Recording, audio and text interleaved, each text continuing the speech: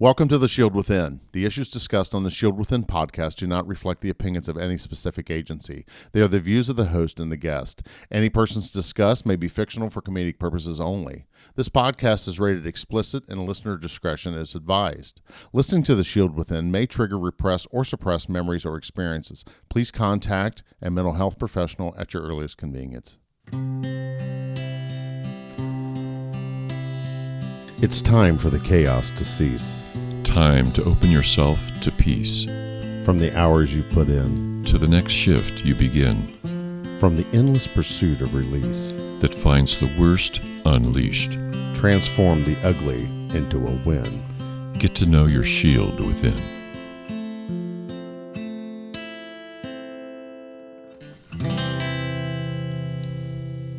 Welcome to The Shield Within. Welcome, Mark. We are extremely excited. We have the man, the legend himself, Mr. Dan Willis, with us tonight, the author of Bulletproof Spirit. Yes, what an amazing book. Dan, you wrote that when? That back in 2012, and it took 2 years to get it commercially published. So really? It came out in the end of 2014. You know, and I have to say, man, I every first responder should have a copy of this book. That should be something that we produce or distribute within the police academies. And I don't know if I shared it with you when we visited earlier that, you know, I'm an instructor at a couple of local police academies. And David and I were chatting here before we got started, but we were talking about mental health and things like that. And I mentioned to a few colleagues that the importance of having your book. And, you know, you may not read it today, you may not read it tomorrow, but you should absolutely, I think that's something everyone needs to have in their possession. Yeah. Well, I certainly wish I had that information back in 1985 when I was 21, put myself through the academy. Yes. It really would have saved me a lot of heartache. Oh my gosh. It is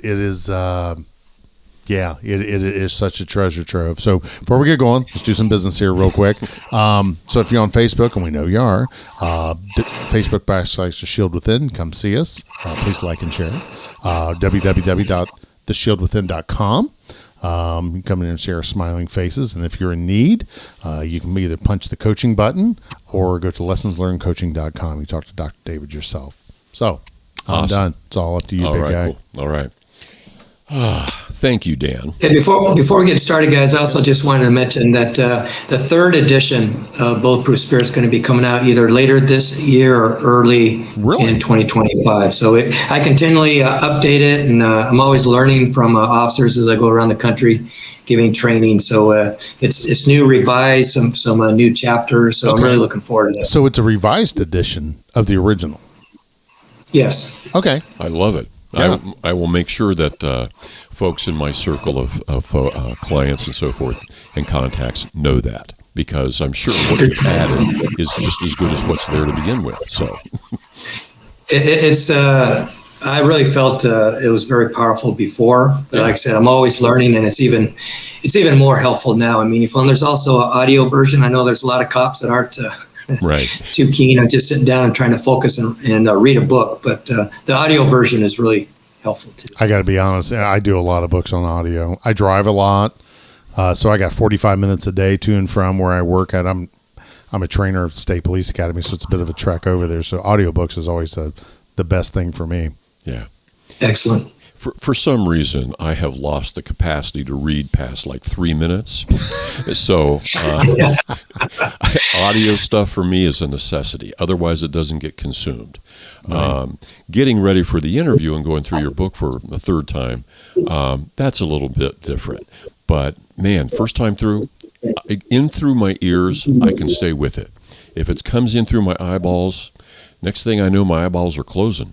You know, and it's just hard to stay attentive when I'm trying to do something like reading anything. It doesn't matter what it is. So thank you for making the Audible book an opportunity for the rest of us who need it. Well, much like we have talked before, Dan, I want to start with the present, and I want to talk about a lot of different things, and I want to make sure we spend some time on the Be-Stow philosophy, which I spent a lot of time with the last couple of days. And I've not pulled out everything to talk about in that program, but I pulled out several parts that I think really resonate strongly with things we have presented on the show and things we've heard from listeners. But let's start with the present. It's a week in July in your life. What's an average week for you now that you're retired? What do you do all week long? Well, I'm retired from the police department after I spent 30 years there, but I've been doing this for the last 10. So an average week would be a lot of connections, reaching out to police departments all throughout the country, letting them know about the training that I offer and about the book. Mm-hmm. And usually every week or every other week, I'm traveling to present. I just came back from North Miami Beach last week, and I'll be heading off next week to New Orleans and then Reno. Wow. Cool. And so, I'm curious, who do you contact at a department to say, hey, I'm around and have something to offer you? Well, it's either to the chief directly, or if I can find somebody in the training division, phone number or email contact. Also, I'll try and reach out to wellness units, peer support, people, even chaplains as well, and figuring they'll know the people to contact to try and get me connected to who I need to speak with. Very good, very good. And you're going to New Orleans, the city police department?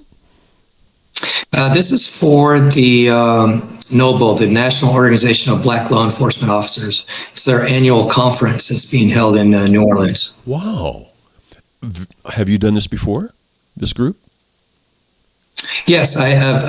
I've presented them 2 or 3 times. I presented to a regional chapter of NOBLE in Springfield, Massachusetts earlier this year. Very cool. That's, again, I learn stuff every day, like this. I never knew this organization even existed. So it's something I will look into when I get home this evening.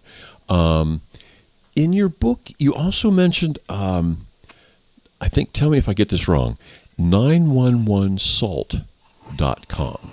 That was new for me, too. What's that? So 911 SALT was founded by... he's now retired FBI special agent from their behavioral analysis unit, Sam Feemster. Mm-hmm. I haven't had contact with Sam for a couple years, so I'm not sure if that is still active or not. Hopefully it is. I'm assuming it is, but I can't say that for sure. Okay. But Mr. Feemster was the person who taught one of the classes I took in 2010 when I went to the FBI National Academy in Quantico, Virginia. And it's a 10-week course for senior police management, and it's kind of set up like a college semester where you pick 5 classes that you want to take. And one of them was called Emotional Survival and Spiritual Wellness Issues in Law Enforcement Practices, taught by Sam Feemster. And that really opened my eyes to how work had affected me and so many of my brothers and sisters. And I really went to the FBI National Academy with the purpose of bringing back just one thing to my department. Gotcha. And this was it. Yeah. Very good. You're presenting to groups of how big, typically? Well, that can be funny. I've done 2 different groups of 2 people, and my largest was about 700. Whoa. Okay. So it all varies. Yeah, usually the average class, because I've trained a little over 12,000 peace officers in 10 years. The average class is about 25 or so. Wow. Like I said, it can range from just a few to several hundred. Very cool. Do you still enjoy it after doing it for 10 years? Absolutely. Yeah. I absolutely love it. I miss being a cop. Yeah. Usually one of my first thoughts in the morning is I wish I was still a cop. Such a great and noble and honorable profession that I just so dearly loved.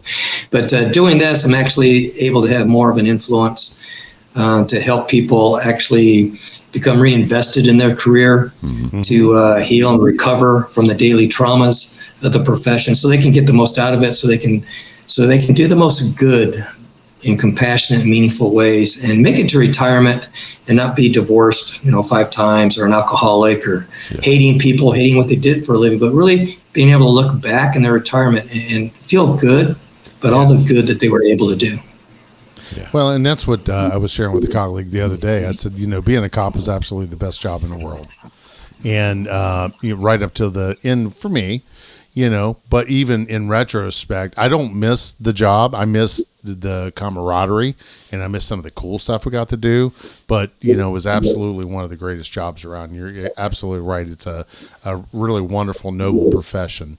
And I'm really excited right now being able to teach at the basic academy level here in Ohio. Our numbers are coming up. We're having, bigger and bigger classes now, people actually wanting to get back into the industry, because we went through a really lean time there where it was really hard to even get people to come in. This whole thing about recruiting, but I don't want to go down that rabbit hole. But it's a great job. I loved every minute of being it. Yeah, awesome. Absolutely awesome.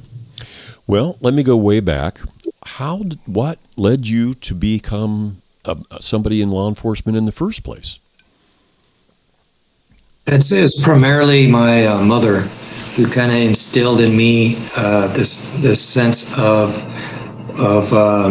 the purpose of life really being to serve others, to do as much good as you can, and she really instilled in me the whole value of if you want to get the most out of life, then you need to be doing something that is doing good for others. And as I was growing up and going through high school, thinking, well, does that mean a fireman? Does that mean an officer, or the medical field, or whatever? And I remember one night my father was driving me home from a basketball game, and it was late at night, and it was pitch black in this area. It's kind of a rural area, and there's an officer that we're driving up past that had stopped a car that had looked like a total gangster car with all the darked out windows and everything, and the officer's walking up to it by himself. And my dad said, "You couldn't pay me $1 million to be a cop." And I never forgot that. And it's like, I want to do that. Yeah, exactly. That's really cool. Your mom was the primary force that got you into it. Absolutely. I love that. Then where did you get your training? I put myself through the San Diego Police Academy in 1985 when I was 21 years old, as soon as I was old enough to do that. And my whole career, 30 years, was at the La Mesa Police Department, which is a suburb of San Diego. Okay. And training, you were 21 years old? Yes. And at that point in your life, were you married? No. Okay. I wasn't married until my late 20s. Late 20s. Okay. Wise man.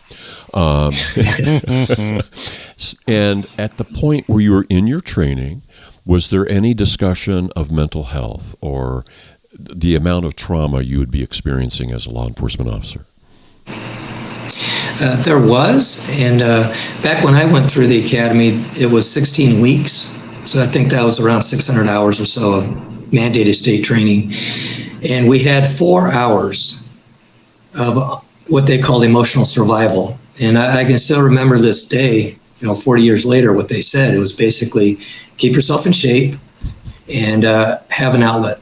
Don't let this job be everything. Okay. And now if you fast forward these 40 years, there's now 900 hours of mandated training in the academy for California. And until last year, it was still 4 hours on emotional survival. Oh my God! They just increased it. They increased it up to 8. 8 hours. 8 out of 900. Yeah. And there is no other state mandated training on emotional survival throughout your career. Like you always go to advanced officer training every other year or whatever your state mandates. But there's nothing, at least out here. And since California is really pretty progressive in law enforcement training, I would imagine it's the same everywhere else. There's really not anything mandated throughout your career. If you're lucky, maybe your agency brings in somebody that provides some training, but we still, for the most part, train our people and just kind of hope for the best. And thank goodness there's peer support teams and chaplains and people making progress. But we had so much to go. We're still just scratching the surface of what actually can be, of really expanding the whole concept of not just officer wellness and resilience, but organizational wellness and providing a culture of wellness and support for our people. Yeah. The culture part's really hard, isn't it? Definitely. But as I said, we're making a lot of strides. We're making a lot of progress. And what it really takes are commanders, leaders, chiefs and sheriffs, supervisors, kind of taking on this role of being the primary care provider for their people. Not just being concerned about how the officer did the job, but being more concerned about how is the job affecting my officer, and having those proactive, positive engagements with their people, checking in on them, and so they're able to notice when they're not quite right, and then know how to be able to reach out to them and offer support in a way that's going to actually be meaningful. Exactly, not just words. Yeah. At the time you finished your training, did you feel well prepared?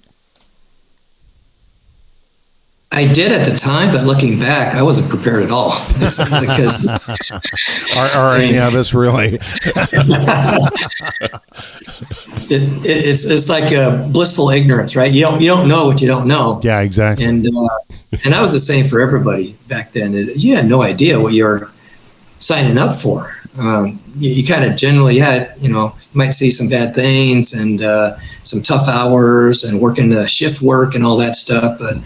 I mean, how do you train people to be around death and heartache and suffering and violence? You don't. That's you can't. No. Yeah. No matter how much field training there is, you have to live it. You have to walk it. And exactly, and that's why I feel the training I offer and Bulletproof Spirit does so much, because it gives our people hope and a path toward wholeness. It explains exactly the whole nature of the daily work traumas and how it affects the brain and your brain's normal functioning, how it can injure your brain and your ability to be normal. And it offers dozens of evidence-based wellness and resilience strategies that can be practiced daily. One thing I loved about the book, I was going through like chapters 5, 6, and 7. I'm like, yep, that's me. Just really had that, that I don't know, the intimate, if that's the right terminology, just, having lived through that. And it's just like, how can we turn the clock back and start instilling this into our young people? And I think the only way to do it is, to have officers that are at the academies that are actually instructors. I know they have the block on mental health and wellness and all that. And a lot of times I know when I was that age, I would just gloss over. I'm like, yeah, whatever. But, like with the officers I was working with today, I got 3 young men in my car that I'm instructing, and I told them guys, I said, hey, I want to get real with you guys about some stuff, and, reach out early, get that therapist and start preparing yourself for the things you're not aware what's going to be coming at you. I said, I know a lot of the old guys around start telling you this stuff. So just do me this favor, start listening to the old guys.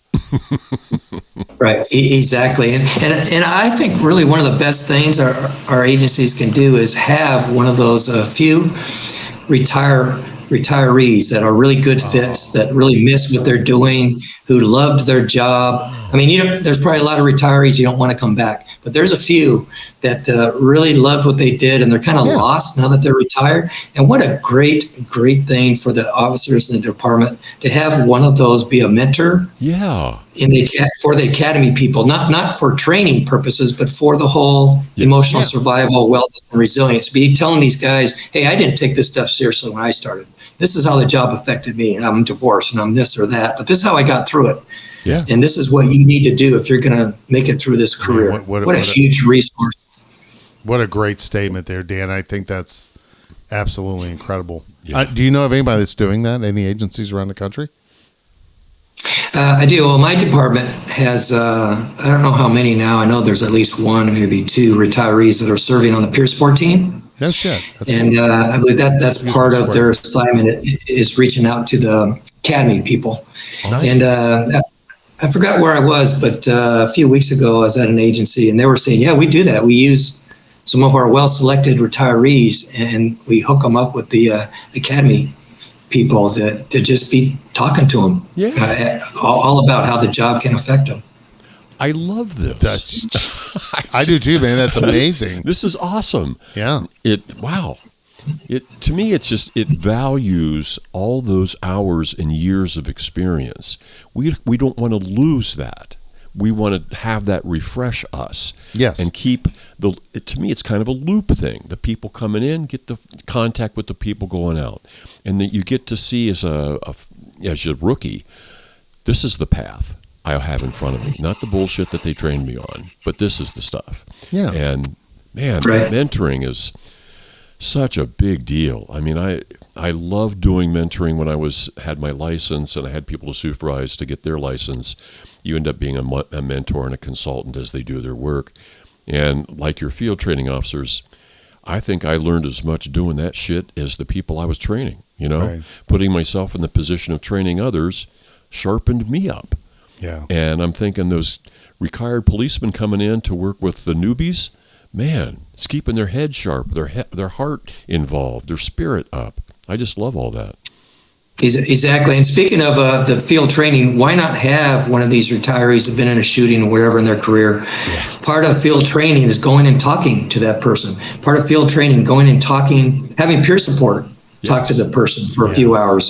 Taking the trainee to a EMDR trauma professional and have the professional explain it to the new officer and how it works and why it's so effective in releasing traumas and all that. That's all got to be an integral part of training if we want to stop losing 140 cops to suicide every year.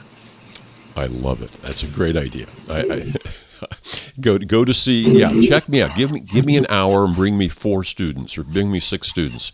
We'll find a space for it. Yeah, give me a chance to describe and explain how EMDR works with people of all types and use gazillions of examples and maybe give a demonstration. I love all that. That would be smart. That would be fun. That would be fun for the therapist, I would think.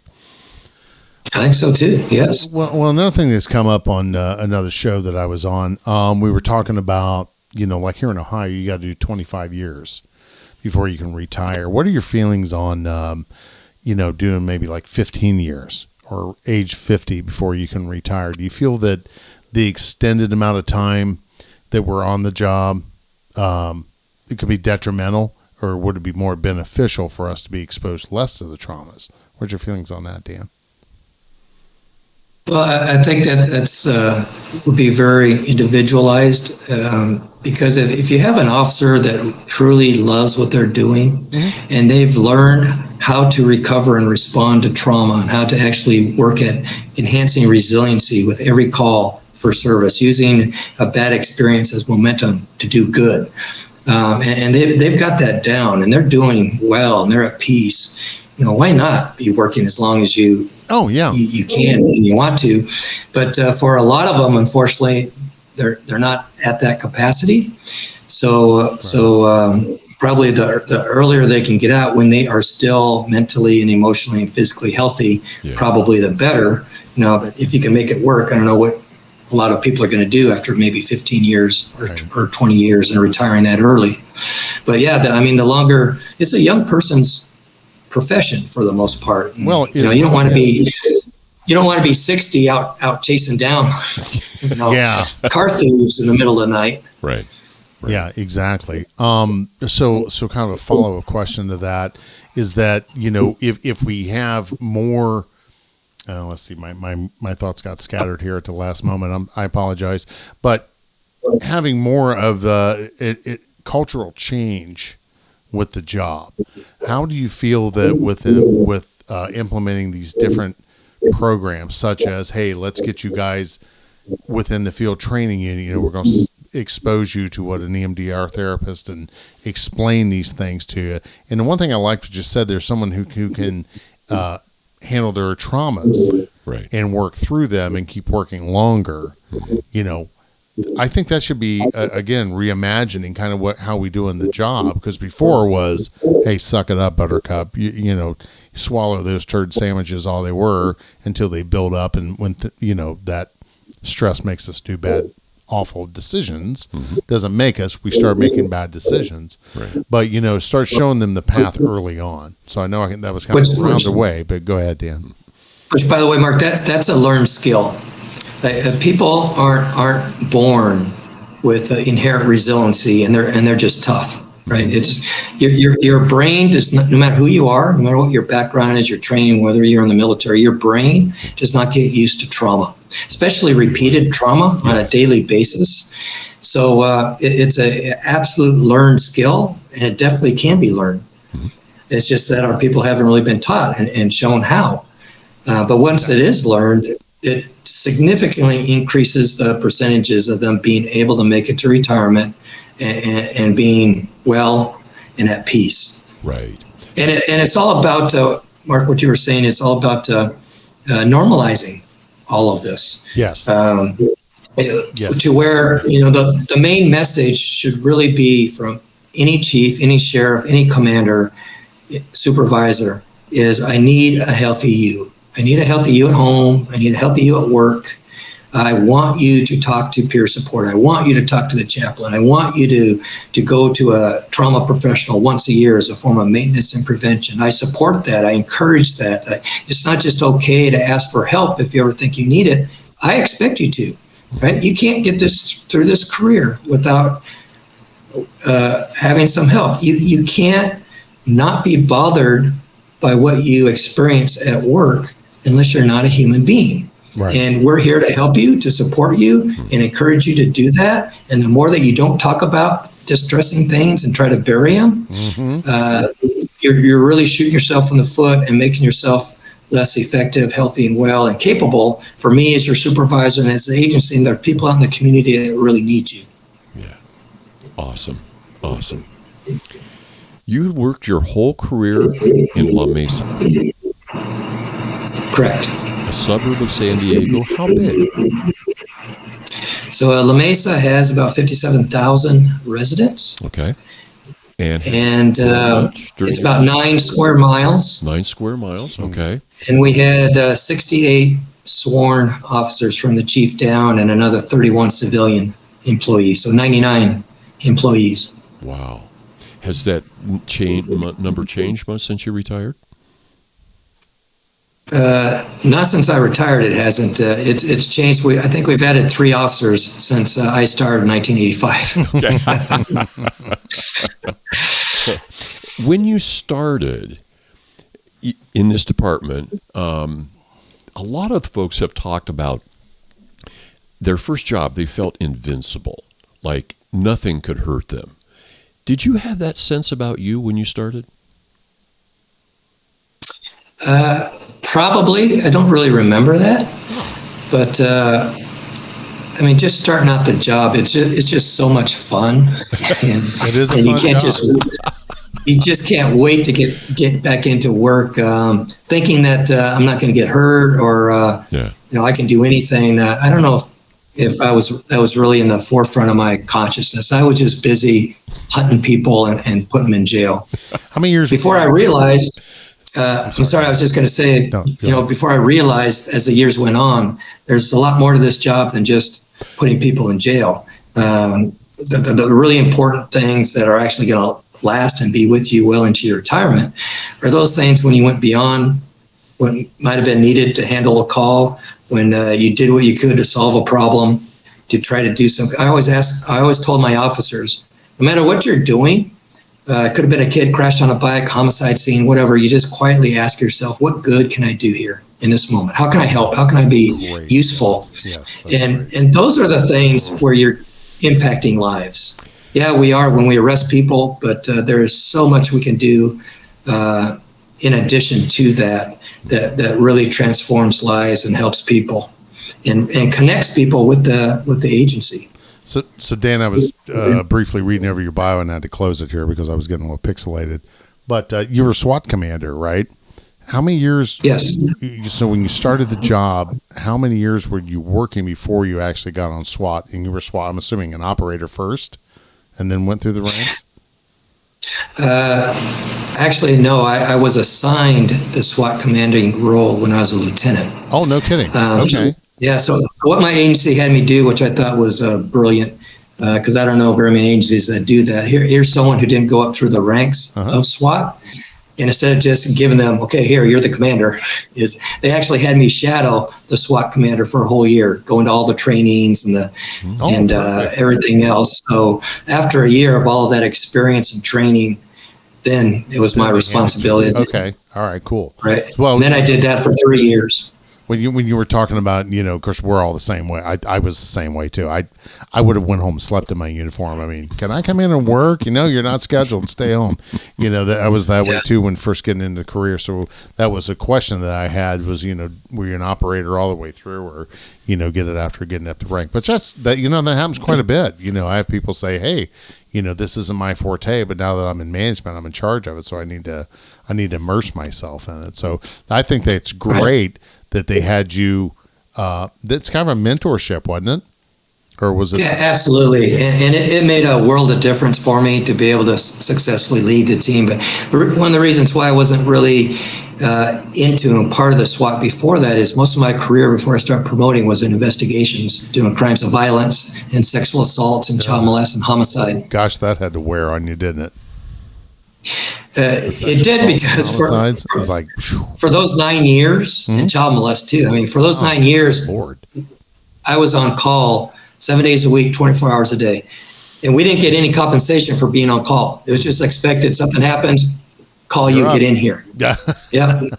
So that was hard, because it doesn't matter, what you're doing, you're trying to get some sleep. You are never as calm or relaxed when you know that phone can ring at any minute.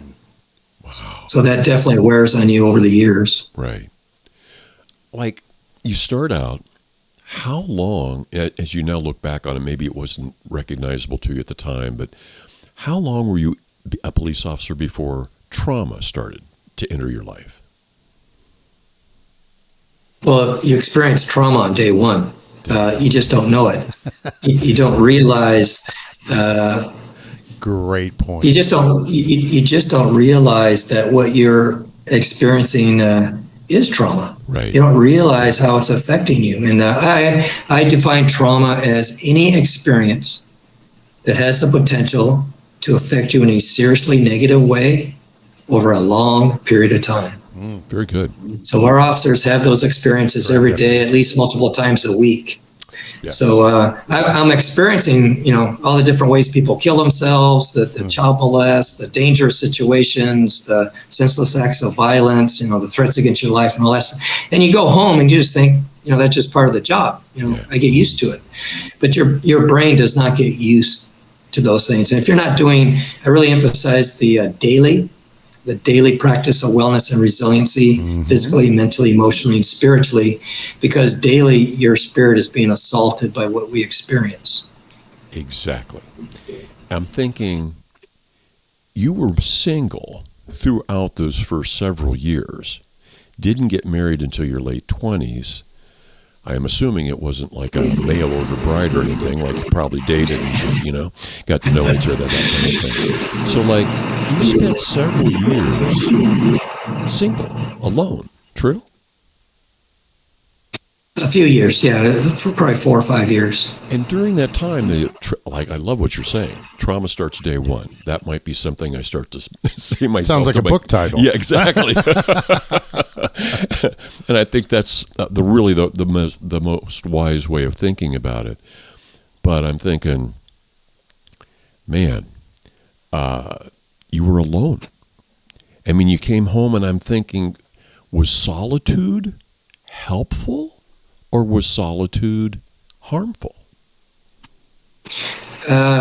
It was primarily helpful to me. Okay. If it got to the point where it was too much solitude, then that would start to cause some issues. But for me, I was a runner, still am. I still run. Okay. So I like working out. I like running. I love the beach, going to the beach, swimming in the ocean.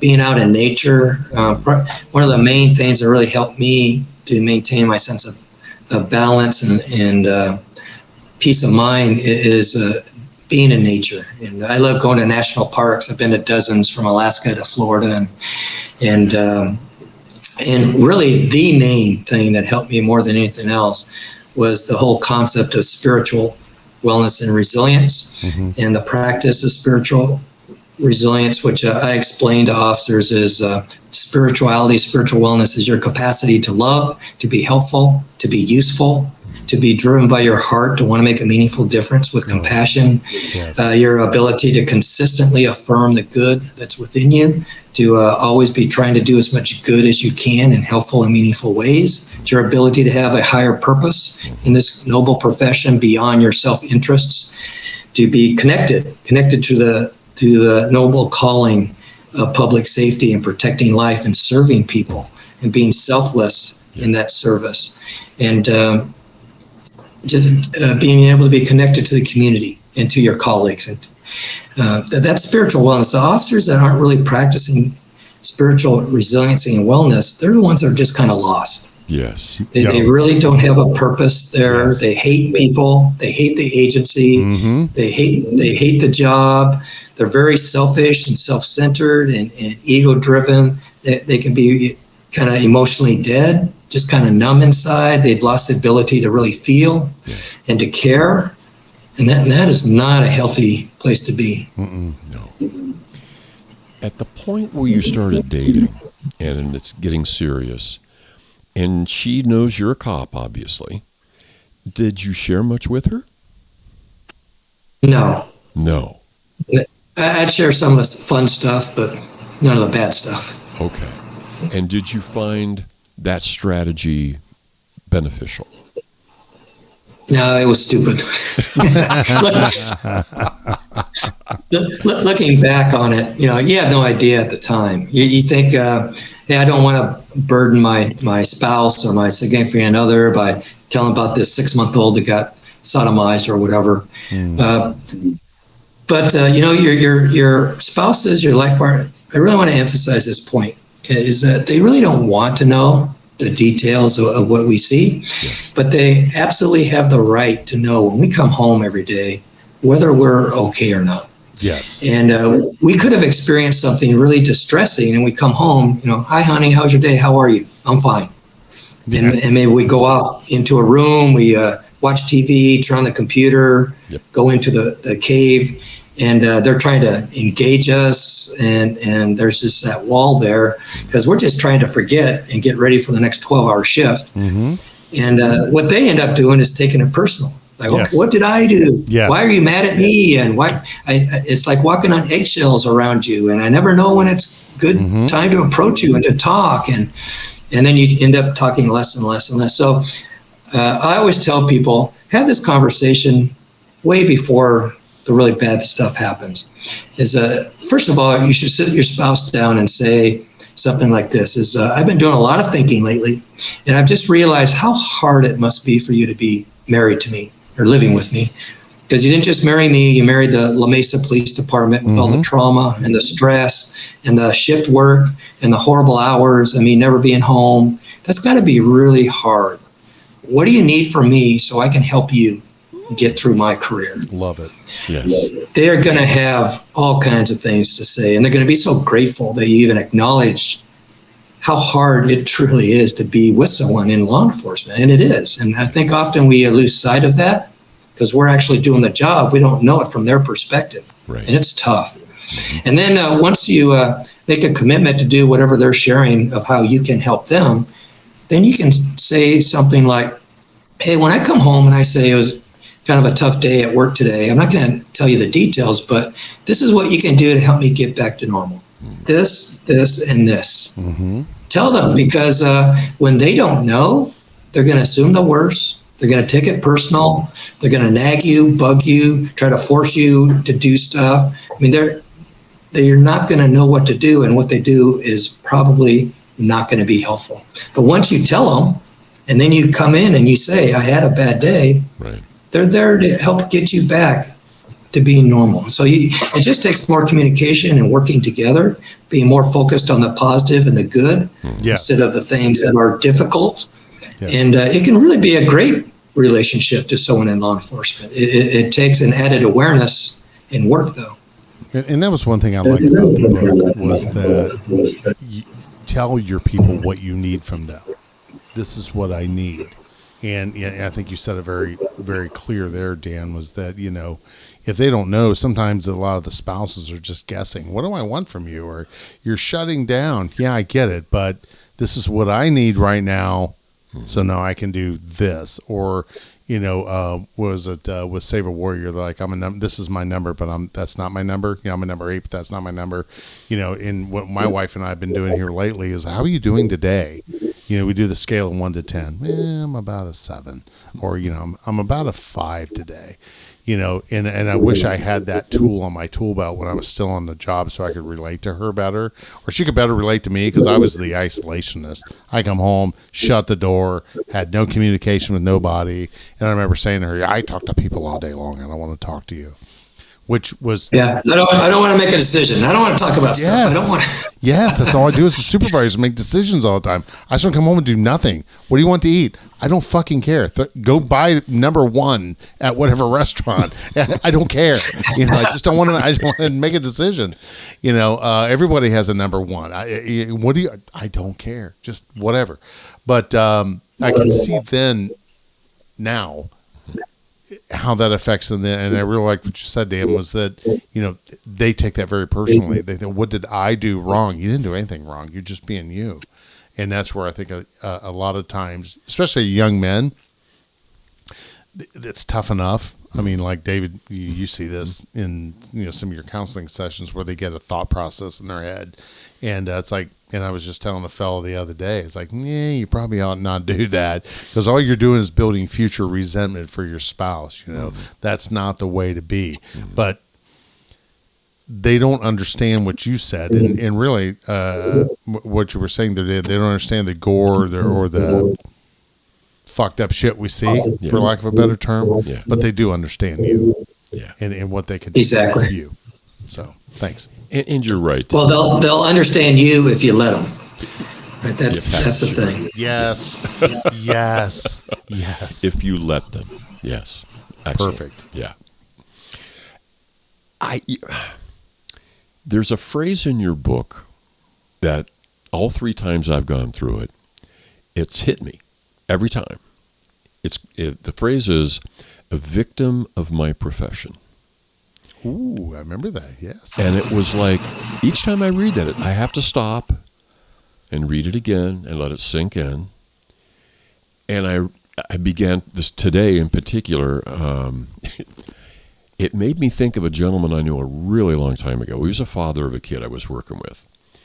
And his job was to run a jackhammer all day.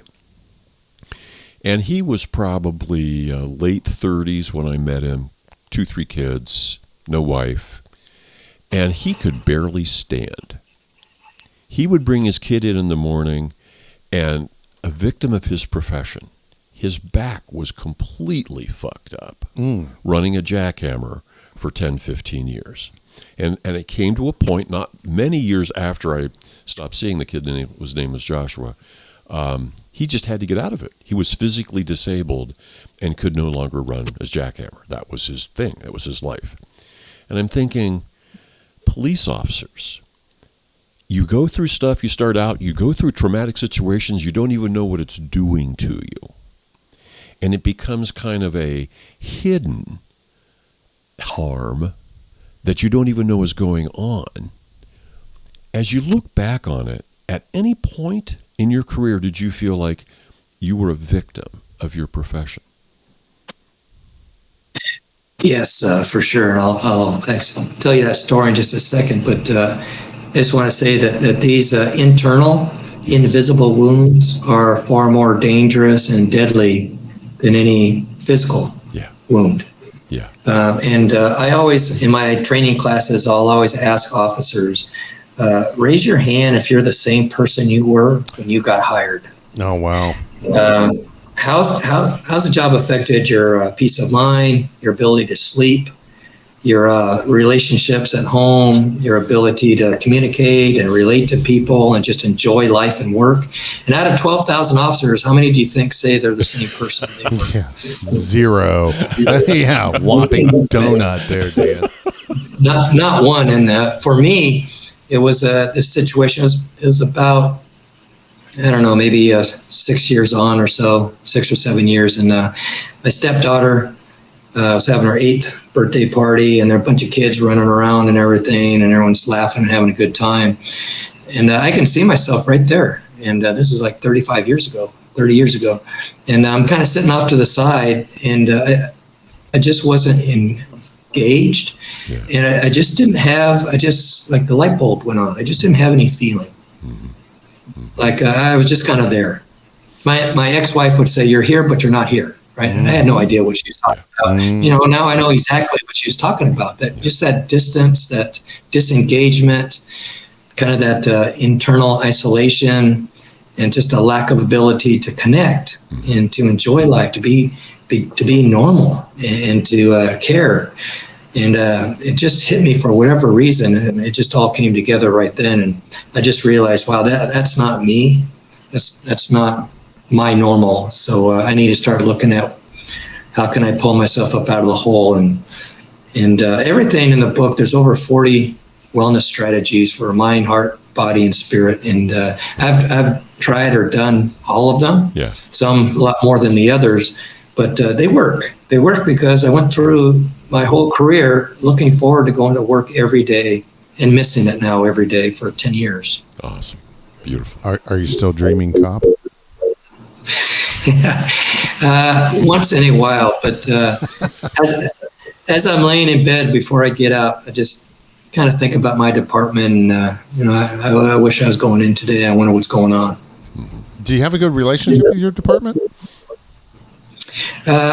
I do, not with a lot of people, but I have those 5 or 6 real close connections that I had before I left that I've maintained contact with. So, and they often don't want to talk about work and tell me what's going on because that's the last thing you want to talk about. Yeah, but I want to talk about something fun, not work. Exactly. Did you? But it's important for agencies to have opportunities for retirees to be involved. Right. So like either being a mentor to people in the academy or allowing them to come into the department to work out in the exercise room, or having them serve on the peer support team, or inviting them to department events or whatever, because our chances of killing ourselves goes up several times in retirement. Oh, yes. And it's really important and there's going to be some people, they don't want to be connected. Like, okay, I'm done. I served my time. Great. But for a lot of people, with that connection just being severed, they can really get lost. I don't know if you saw the one of Travis Howell's videos, and he was talking about that you got like a 6-month window after you retire, and then after that, nobody reaches out anymore. And it really touched my heart when he was talking about why are departments not reaching out and checking in on the retirees. And this is true of fire and police, both sides. And what's really motivating me right now with what you're talking about is having those guys come back. And I thought it was awesome when you said, you just let the guy come in and use the gym. Yeah. If you can just come to the department, use the gym, just strike a conversation and get to know them. Why aren't their faces up on the walls? Why don't we have a roll call of the guys that were there before? And in my world, it's like taking your hand out of a bucket of water. It's like you never existed. One colleague of mine that I worked with in a security job at University of Dayton Arena, he was a lieutenant at his department, and he said, he went back there to check in on something because he lived in the city still, and the person's like, "Yeah, can I help you?" They had no idea who he was. And he's like, that just really broke his heart. He's like, I was here for 33 years and nobody knows who the heck you are anymore. And, of course, a couple of the old hats are like, "Hey, buddy, how you doing?" But, for the most part, the opposite happens. Now, there is one agency here in the area that has photographs of all the past command staff in the hallway. Okay. So, when you walk the hall, it's kind of like the Hall of Fame. And I thought, man, that's really cool. But I think that's so great, and I would really be nice if other agencies would start embracing that, to have that touchback. But the one thing that we're not talking about is the retiree suicides. Yeah. So and I've been learning a lot more about that lately, and how many of those numbers are. Is there anything? And there's other things that we can do as far. I would assume most agencies have a retiree association. Yeah. If not, they really should. But what are they doing with it? Are they meeting regularly? Is there like a monthly breakfast? Is there like, I'm a member, fun events or whatever? Yeah, I'm a member of Dayton Lodge 44's retirees. I was blessed to be able to, it's like, hey, come on down. I'm like, hey, great. So, they meet once a month, and there's probably 60 guys there every month. It's the third Tuesday, I think, of the month. Wow. And Lodge 44 does a really good job with their retirees. And to go with that, every month or every other month, why can't the chief stop by, or somebody from the department to stop by and just let them know what's going on in the department and everything, just to maintain that connection. Well, with them, their FOP, the full-time guys, they're the FOP presidents there. So that connection is still there. So I think that's great and I feel blessed to be able to be a part of that association, because it's a lot of the people that we'd worked not together but in association with things. So we all run in the same circle. So I think that's awesome. Right. At any point, Dan, did you pursue treatment for yourself, therapy? I did, but unfortunately, it was later on in my career. That's not something you would even think about in the first half of my career. It's right. but as it was getting more kind of normalized, in fact, by the time I left, we'd have officers coming to line up. Hey, I saw Catherine. That's our trauma therapist. I saw Catherine the other day, and she really helped me out. And like, they're just openly talking about it. So it's just night and day difference. That's but towards the end of my career, I went for a few specific problems, and then I had an incident that kind of bothered me off and on whenever that memory got triggered for almost 25 years. I went and had EMDR done. That was my first experience with EMDR, and with just 2 sessions, it went away. I can think about and talk about what happened, but all the dark emotions and thoughts that entangled themselves in that memory aren't there anymore. It's just the memory. And that's why EMDR is just so great for first responders, because we're not going to go talk to a therapist every week, for a year.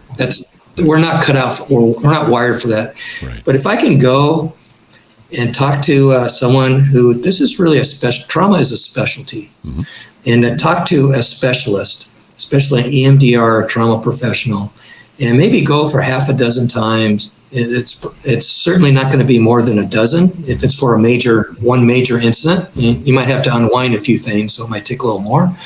But to get relief pretty much within a couple of sessions, to start sleeping better, to start getting the images and things not to come as intensely or frequently, to start to having patience again, having a sense of peace of mind and control, to where you can start controlling and managing your symptoms. Yes. With just relatively few sessions. It's absolutely saving lives, but probably 90% of our people have never heard of the most powerful way to heal from the job.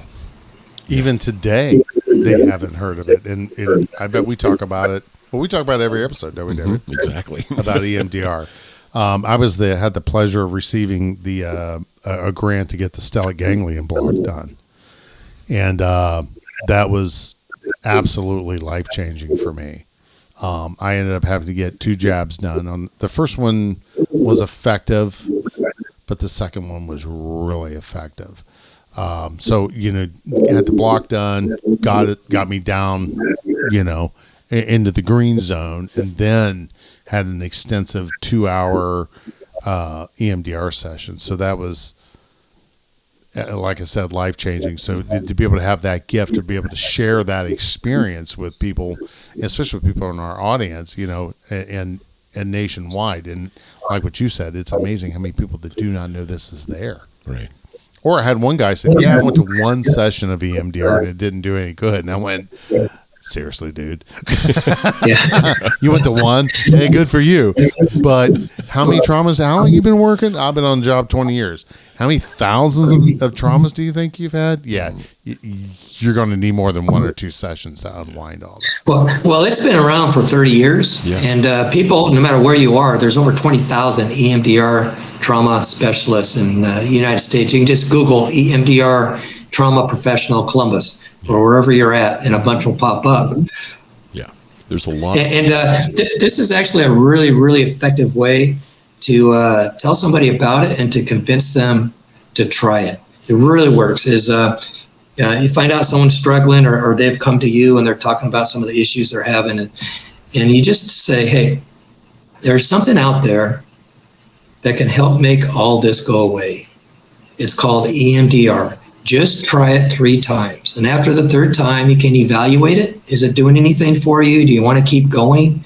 But at least give it a chance by going 3 times. It won't make your symptoms worse. And that's a really simple way to get someone to try it. Did you find the pragmatics of going to therapy any problem? Time, cost, command structure, knowing, all that kind of stuff? No, and actually something that I tried to champion when I was a captain was publicizing throughout the department the EAP bill that I would get as a captain to kind of demystify all of this, because all you get is, a bill from Catherine Butler therapy, 28 hours during the month of July. There's no names, no ID numbers, no shifts. There's absolutely nothing to ever conceivably try to relate it to a person. Yeah. And once people see that, I guess it really is, confidential. And a lot of people, I feel a lot of officers tend to be, obviously we're so suspicious and cynical, but they don't trust, they don't, to our detriment, unfortunately, because they end up not trusting EAP, right? They don't believe it's going to be confidential. Or what if they say I have post-traumatic stress, and then they end up telling my boss, and I get light duty, I get my gun. All these stuff. When there's a big question in their head of what's going to happen to me, and that's unanswered by the department, by past practice, by the relationships of command staff and supervisors, they're going to think the absolute worst, and that's going to be the biggest barrier for them getting help. So I always tell people, I get it. You don't trust EAP, you don't trust the city and the HR and all that's great. Use your own private insurance and look one up, an EMDR professional, and go on your own health insurance. Yeah. Right? You don't even have to tell them that you work for La Mesa Police. You say you're an officer, somewhere. So there is no way anyone's ever going to know. But to find a way to get the help, because the main point I want to stress to your listeners is trauma does not tend to just go away. No, that's right. It will tend to get worse and worse over time. The symptoms will get worse and worse, and you can lose hope really fast. Yes. Oh, yeah. And it's not a weakness on the part of the individual. It's a reality about how the human brain works. Yes. It's just it's always about what happened to you. It's never about what's wrong with you, ever. Thank you. That's perfectly put. Yeah, exactly. We good with time? Yeah. Good. The 9 warning signs that you talk about in your book. Could you kind of go over those for us? Yeah, so any one of these warning signs is significant. Like, you don't have to have them all to have post-traumatic stress. Any one is a major red flag that something's going on inside that really needs to get addressed before it starts affecting everything else about your life. And also, I just want to also emphasize that most officers who have post-traumatic stress were never in a shooting.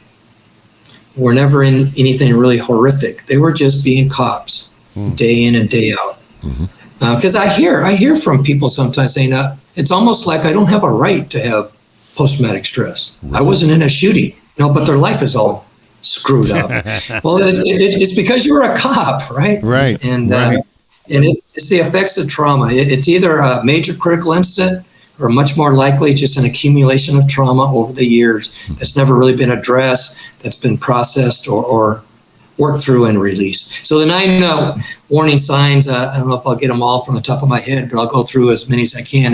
Usually sleep is the first thing that goes. Okay. As traumas are building up and work's affecting you, lack of ability to fall asleep, to stay asleep, having early morning wake up, inability to fall back asleep when you wake up. A study of 5,000 cops showed on average we sleep between 4 and 5 hours a day. And your brain cannot function long-term on 4 hours of sleep a night. It just can't. And sleep is where the processing part of your brain is actually dealing with stress and traumas and trying to make sense out of it all and file it away in your memory without any associating distress. So if you're never getting good, consistent, deep sleep, your brain is never getting a chance to catch up and you're becoming more and more vulnerable. So sleep, usually first thing that goes. Anger is a really big one. Finding yourself being angry all the time, irritable, on edge, having a short fuse, just angry. I had one officer with post-traumatic stress. He was saying, I get angry when I think about suicide. I get angry when I get depressed. I get angry when I cry for no reason. He's just angry. Because trauma eats away at our ability to be resilient and just to respond calmly and rationally and reasonably to life and life's challenges and stressors. So it just builds up and you're just angry. I had a Nebraska officer say after a class, he goes, I've just been listening to you all day and thinking back over my career, and I just realized how much of an asshole I've been to my wife and kids. And it's like he had no idea. Man. And I kind of smiled at him, and I took the hand and I goes, you know what, that's great, because think of what all the things you can do from this moment on to make it right. Yes. And he kind of smiled and nodded and walked off. So the lack of sleep, the anger, the lack of caring, becoming what I call emotionally dead, just kind of numb to life, flatlined, becoming more and more isolated. More and more disengaged with people and interests and activities, more uninvolved with life. Depression, most people get depressed, but it goes away, right? But if you're depressed month after month, that's a major, significant red flag. Anxieties, there's all kinds of anxieties with built up traumas and stress where you just kind of have you're way beyond on edge. Like any little thing, you just kind of jump out of your skin. You have a heightened, startled response, maybe tightness in the chest. Just sometimes your heart just starts racing for no reason. Maybe some difficulty breathing, just anxiety, distress, drinking or other substance abuse. In my 40 years experience and all the hundreds and hundreds of officers I've gotten to know, absolutely, the absolute worst thing you can do in a profession that deals with trauma day in and day out is to drink.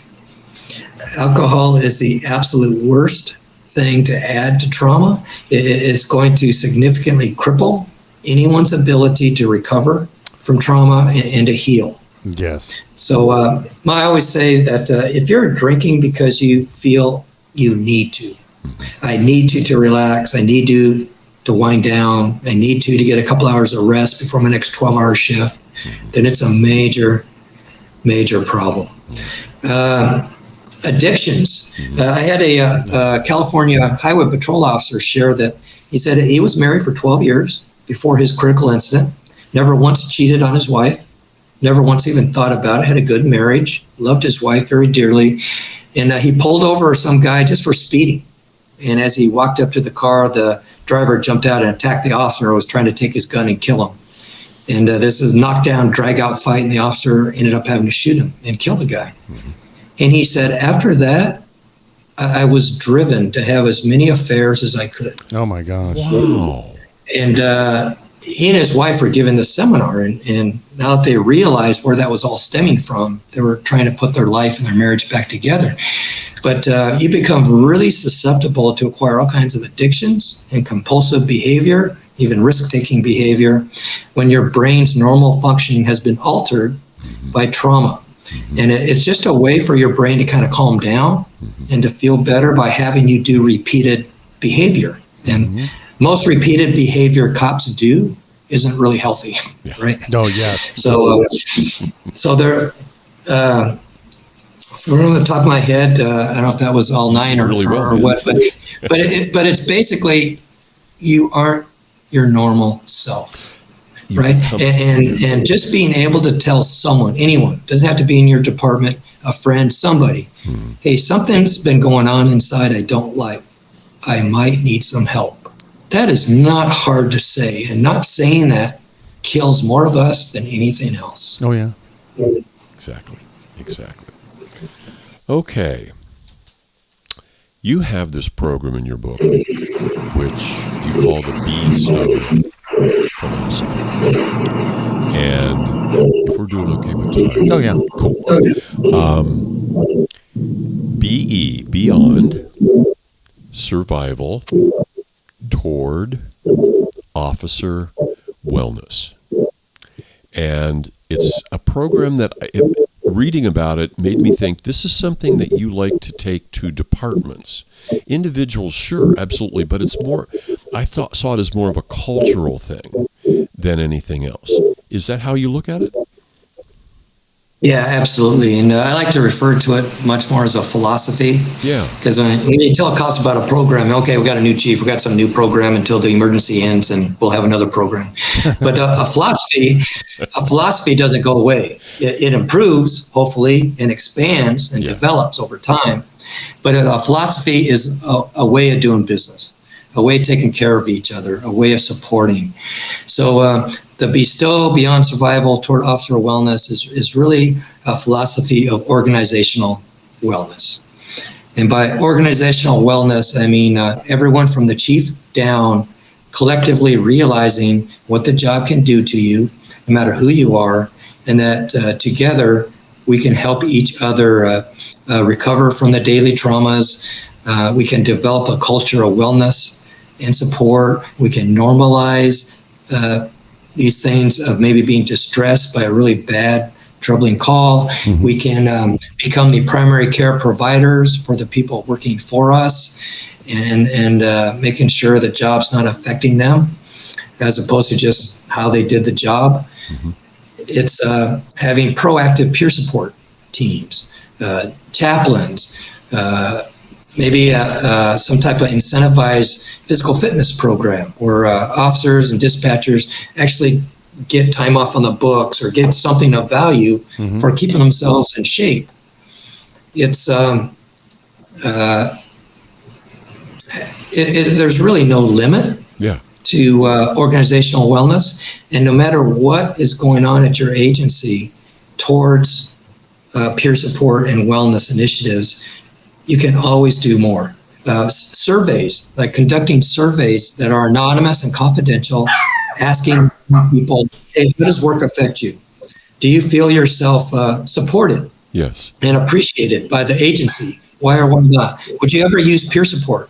Why or why not? Yeah. What kind of wellness training would you like to see? And just what are your needs, right? And constantly trying to find out what are the needs of our people? What are their ideas on how to make things better? Mm-hmm. How to help them get through the job? How to help them feel supported and valued and appreciated? And then the agency actually following up and responding. So it's this whole expanding concept that really never ends of the philosophy of overall organizational wellness to teach physical, mental, emotional, and spiritual resilience mm-hmm. to our people and to support that from recruitment through their whole career and into retirement. Awesome. I loved every part of this. And I love the fact that Mark and so many other of the law enforcement community has taught me that this is like the hardest part of being a police officer is the culture that you're a part of. That yes. The department approach to itself and its job, its mission, is the thing that seems to have the greatest impact on the individual law enforcement officer. If the department is self-aware and gives a shit about the people working and makes that an operational thing, not just a statement on the wall. It's not a plaque in the cafeteria. It's an action. It's a thing that we do here. It just strikes me as like that's the thing of all the things we've talked about and are in your book that are powerful and helpful. Having the culture be different would seem to have the most incredibly wide-ranging impact, more than any other thing I can think of.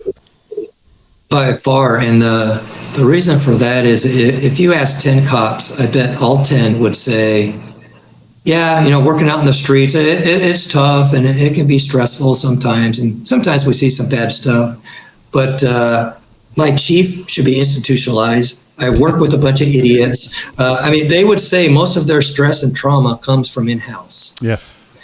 And so the more that the agency can address those things and actually answer through practice that question of what will happen to me. And where if you were to ask officers, hey, does your chief care about you? Do they care about you as a person? Do they care about your career? Does your supervisor care? Right? And have every single one say, yeah, I know they do. And because of this and this and this. Right? Until we get to that point, again, we're going to have all these barriers in-house that are preventing our people to be their best for us and for the community and for each other. So good, so good. One of the things that you stressed in this was preparation for trauma, which I thought was really cool. Could you talk a little bit about that? Yeah, if you're not aware of what you're going to see in your career, if you're not aware of trauma, what it is, getting any experience that can affect you in a bad way over a long period of time, what it can do to you, no matter who you are, then you're just kind of going through your career blind. Mm-hmm. And you're going to be likely changing, sometimes very slowly, but you kind of get used to the new you. So you think you're fine. I haven't changed at all. Yeah. But your spouse is saying, what is wrong with you? Right? You're not the person I married. And, so just thinking ahead of time, okay, if I get in a shooting, if I have something really bad, who can I talk to? Where could I draw some support? Who's going to listen to me and not judge me? Not say, what's wrong with you? That was, last month. Can't you get over it by now? Who's going to understand? What kind of resources in the agency do I actually trust? Would I use? Do I even know my chaplain? Have I ever even had a conversation with a chaplain or with a peer support officer? And be thinking of those things ahead of time. Be telling your spouse or your closest friend, hey, if things get bad at work, you might notice me being more negative or more bitter, more angry, more distant. I need to know that, please, if you ever see anything like that. And you're kind of preparing people around you as your support network to look for those warning signs, to feel comfortable coming up and saying, hey, I noticed this, or are you sure you're okay?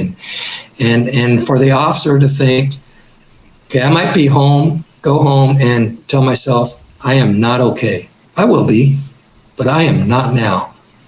But I know I can go to so-and-so.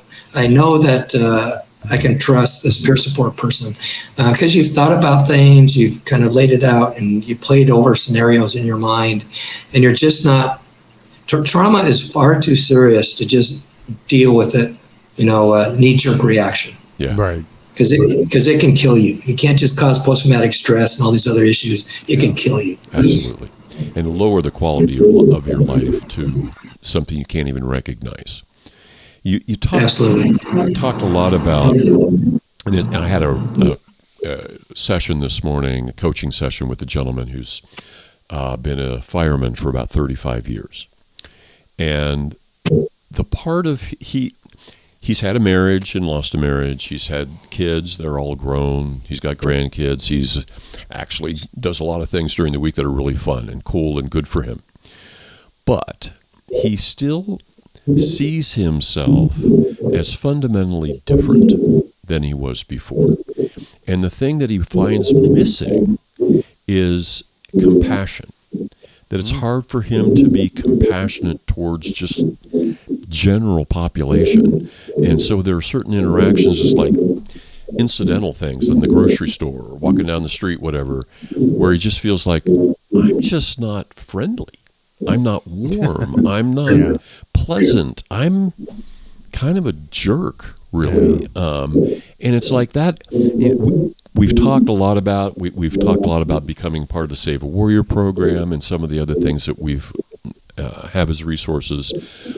But the thing that bothers him the most is that I just don't like me much anymore. This different person I've become is someone that has no warmth, no compassion. I liked how much you talked about that over the course of your career, it just becomes easy for that part of you to diminish, to shrink over time. And by the time you've been in it for maybe 10, 15 years, do you give a shit about anybody that you're serving? I mean, I love your sentence. Well, how much good can I do here? That's yes. Kind of walked into every counseling session with the same sentence in my head. How much good can I do here? At the same time, man, my capacity to connect with that part of me gets smaller and smaller and smaller. So how do we go? David, one of the main effects that trauma has on our brain and central nervous system and everything about us is that based on everything we experience, it can really tend to what I call suffocate your heart. Yes. And when your heart just isn't functioning normally, and it's really suffocating because of all the traumas you've experienced that you've buried, that you've tried to force yourself to forget, you really do become less compassionate, less caring, less empathetic. So the heart truly is tremendously powerful. It's more powerful. There's more energy in your heart than in your brain. Your heart just controls everything about you. It's connected to the vagus nerve that controls all your reactions and responses to life and stress and all of that. If your heart is really struggling, or you have an erratic heartbeat, or it's just kind of shut down or closed off because of what you experience in your career, you are really going to suffer and struggle. So the one thing that can turn that around, I've experienced and lived more than anything else, is you have to reactivate the power of your heart, the tremendous power within yourself to heal, to recover, to look forward to the good, to be able to feel appreciation for life, to be able to express love and gratitude and appreciation of the good, and be able to selflessly serve. And even just starting off slow, like this firefighter that you're talking about, where he just decides, okay, today I'm going to try and make a connection with one person. I'm going to start a conversation to myself quietly. I'm going to say, hey, I wish you all the best. Good luck, my brother. And you just have a nice conversation where you even have to force yourself to be polite, to be interested in somebody else. Just one person that day, and just to start getting back into the habit of enlivening your heart by putting it to use, putting it to work. It's our wellspring of hope and inspiration and our capacity to do good. Yes. And our capacity to connect with people. Yes. So you can't just think you're going to wake up one day and it's going to be doing all that. You have to build it back up by the daily practice of it. And it will get better. It'll get easier. And you'll feel more enlivened as you with that conscious intention, work to infuse your heart into everything you do. Even if it's cleaning the house, right? You're doing it the best that you can to help simplify or to beautify or to clean, to bring some order. All those things are good, positive things. And it's all about consciousness and why you do things and the intention you put within it. Feeling appreciation for your house. So you have a house to clean. All those things all come from your heart.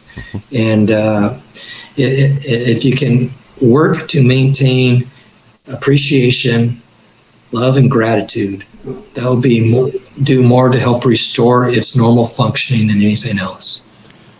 I love that. I've often urged people who are struggling in this kind of way and have kind of an ongoing depressive attitude about pretty much everything to clean house, literally. And maybe start with the dishes. Even if you've got just this morning's coffee cup to do, start there. But before you start the housework or the dishwashing, turn on some music, not the news, not the weather, not the sports, not a podcast even. Turn on some music and dance your way through washing the dishes. Dance your way through cleaning the living room, straightening up your kids' shit. Music has a way of bringing things out of a person that you just don't have. It's not there. That energy isn't there unless there's music kind of pulling it from you. And so and look, David, just how simple it is with practice to shift your consciousness. Yes. From that kind of lower depressive thought to, okay, I'm doing I got dishes. This sink's full of dishes. As you're doing them, instead of thinking, I hate this, is to be thinking, hey, thank God I had food to eat. Yeah. And I have water. Yes. And I have a place to live here where I can stand in my kitchen and do this. Just that simple shit. I actually practice when I'm dealing with stress or anxiety or worried about something, is I just tell myself quietly that word, shift. Just shift. Yeah. And it's a way just to shift the consciousness into a higher perspective or a state of gratitude or appreciation. And I always tell people too, is they should sit down and just make a list of everything they can think of in their entire life to be grateful for. Yes. And just as another way to turn their brain around to really be focused on the good in life. That's my recommendation for how people start the day. Don't get out Absolutely. until you have something that you're grateful for, that's something specific you can really sink your teeth into. Man, I'm really grateful for. I don't care how you finish the sentence, but you start your conscious day before you even put weight on your feet. You start with, this is what I'm grateful for today. And sometimes it's very powerful.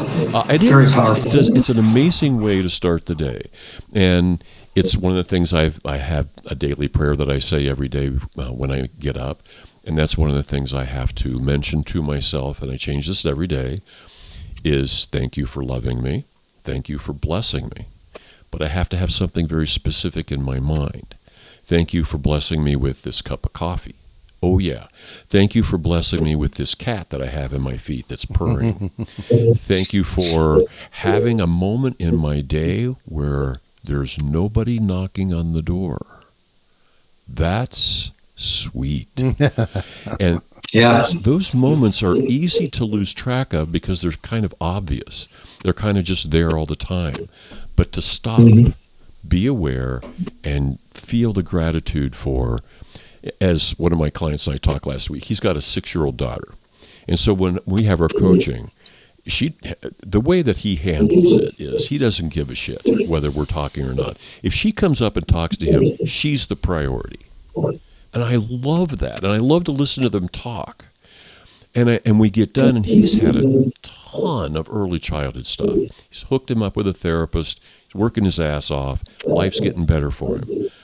But right now, dude, you just have to be grateful, because that little girl can come up to you at any point in your day and ask you any damn question, tell you any damn thing that's on her mind, because she knows you're going to listen to her. Absolutely. Be grateful that you have given your daughter a father that listens. Holy shit. Do you know how many fathers struggle with listening to understanding what the hell their daughters are going through in life? She's 6 and you get it all. I mean, listening to you talk to her is a blessing for me to be able to have that contact with you. So I love all that. I love the gratitude orientation. It does change the rest of your day if you start there. It does an amazing thing. Now, dude. Right. Yeah, I mean, the two most powerful emotions in life are love and gratitude. Yes. Absolutely. Hey, guys, I'm almost out of power, so I need to either go get the power source, or I don't know how much more time we've got. We should wrap up. We can take a break now, or finish up tonight. Let's just finish up. Okay. Thank you so much. We got to have you back, bro. because there's some shit Absolutely. that I really want to jump into.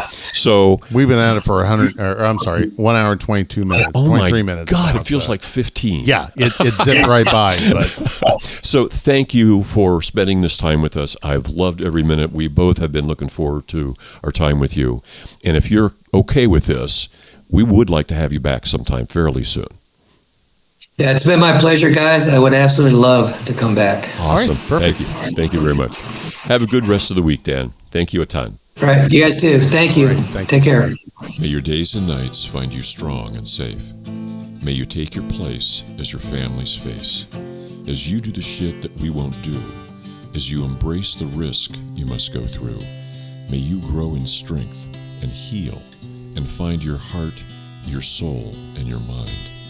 You look at your life and grin. You have a home, the shield within.